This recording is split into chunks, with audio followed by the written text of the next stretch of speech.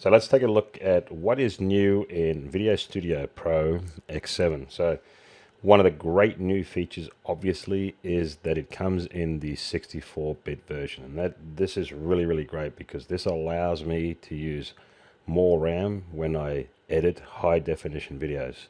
In the 32, I'm limited to 3.25 gigabytes.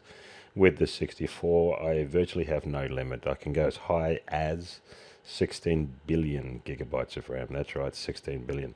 So that's really good to know that we are now using the 64-bit operating system. Fast Flick is another new feature added to version 7. So let's have a look at this. So here we are, Fast Flick. And what is Fast Flick? Well, if you're just starting out with video editing, this could be ideal for you. It does all the work for you. Simply choose the template on the right-hand side. Go into step 2, add in your own media. It can be photos or it can be videos. And then just save and share. And this can be done pretty quick, and you are ready to upload it to either YouTube or Facebook, or just simply share it with your friends. So that's a pretty cool little added feature. So let's go back.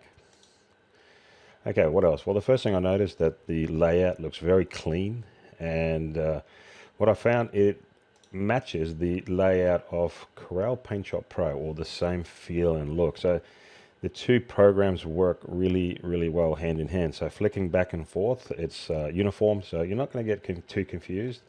And I like that feature, I really do. So it allows the two to work in like hand and glove, so that's cool. So let's keep moving. What else do we have here? Okay, now because of the 64, everything is geared towards operating in Ultra HD.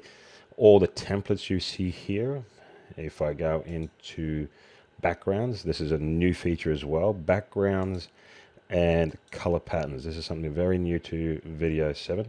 These are all in high definition, so 1920 by 1080. So that's a very nice little add-on as well. And as you can see, some of these pictures are great. These are all designed for backgrounds, so if you want to make your own intros and so forth. So that's really nice. Help menu, just go over here. We can click on help, and now I can access video tutorials or the user guide in the PDF form. I can also access video tutorials over here with this blue icon, which is my Discovery Center icon. And this will launch a host of video tutorials within Discovery Center. I have messages in case there's an update coming or they're going to offer new templates. Corel can now message you directly within Video Studio, and that's a new feature within Pro X7. If I go into settings, I see Movie Profile Manager. So if you're working with a particular format or size of video, you don't constantly have to reset up Video Studio. You can all do that in your Movie Profile Manager. Share has now been dedicated a whole new page to themselves, and that's really nice. So over here I can see computer, mobile, web, DVD or Blu-ray, or 3D. But what you'll see is now that this whole page is dedicated purely for output or rendering. If I click through or cycle through the different options, I can also see the profile and the properties within that profile. I have a drop-down menu where I can choose quite a large range of profiles, so that's really nice to know. Over here I have a brief description of what each profile does, so that helps me along making the right choice.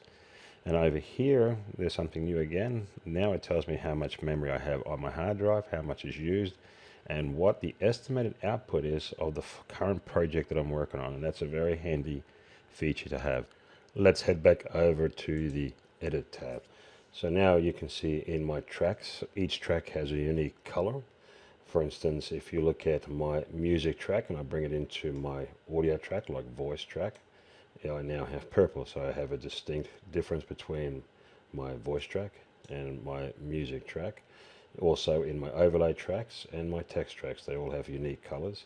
If I was to go into the wave format, I can now have blue with the black wave format, so the black really makes my wave format stand out. Now one more thing which is unique to version 7, if I bring in a new video or picture and it's not quite right to size, not a problem. Over here I have resampling options, so I can keep aspect ratio no letterbox, and fit to project size. So by simply clicking fit to project size, my new video will then automatically adjust to my project.